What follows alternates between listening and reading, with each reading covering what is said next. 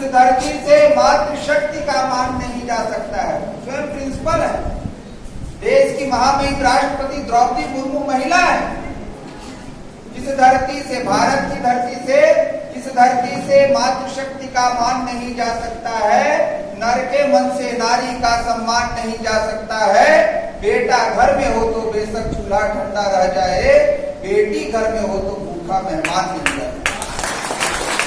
आपको ये समझना होगा कि मैं कौन हूँ और क्या कर रही हूँ। लड़कों के लिए भी है, सबके लिए। बेटियों का सम्मान आपको करना होगा, क्योंकि भारत में ऐसी भगनी निवेदिता हुई, विवेकानंद के संपर्क में आई और वो भगनी निवेदिता हो जाए। इस भारतीय ज्ञान परंपरा को लेकर के भारतीय जीवन दर्शन के विग्रह अब्दुल रहीम खान खाना पर आपका शानदार, जोरदार, जबरदस्त उद्बोधन हुआ। दूसरा सत्र जो है शिक्षा में समग्र दृष्टिकोण, हॉलिस्टिक अप्रोच इन एजुकेशन। शिक्षा में समग्र दृष्टिकोण क्या होता है? तो हमारा एजुकेशन सिस्टम कहता है परेशान उपकारार्थम जो जीवति सह जीविता। जिंदा कौन है, जीवित कौन है? He who is life for other से हैज लाइफ। जो दूसरों के लिए जीता है वही क्या है? जिंदा है। परेशान उपकारार्थम। नदियां न पिए कभी अपना जल, वृक्ष न खाए कभी अपना फल। अपने तन को, मन को, धन को देश को दे दे दान रे। तो ये शरीर किसका है? दूसरे के लिए, उपकार करने के लिए। हम लोग प्रतिदिन आरती करते, तेरा तुझको अर्पण, हम लोग करते हैं, प्रतिदिन इसको दोहराते हैं। ये किसका है? ये तेरा है। और किसको अर्पित कर रहे हैं?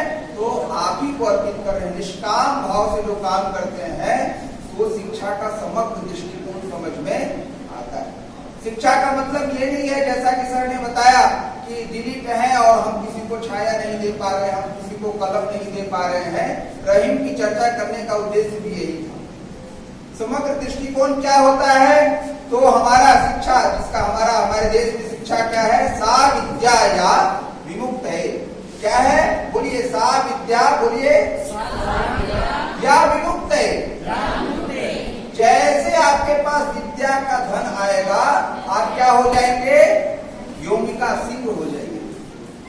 जैसे आपको 2000 प्रति किलोमीटर की रफ्तार से फाइटर विमान तेजस को उड़ाने का तकनीक, शिक्षा, विद्या आ जाएगी, तो आप क्या करेंगे? उसको देखेंगे, पूछेंगे, नहीं, इसको उड़ाने लगेंगे। ये हमारे भारतीय जीवन का समग्र दृष्टिकोण है, शिक्षा का समग्र दृष्टिकोण है।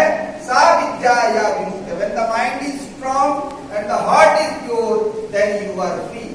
जब आपका मस्तिष्क मजबूत होगा और हृदय एकदम पवित्र होगा, तो आप क्या है?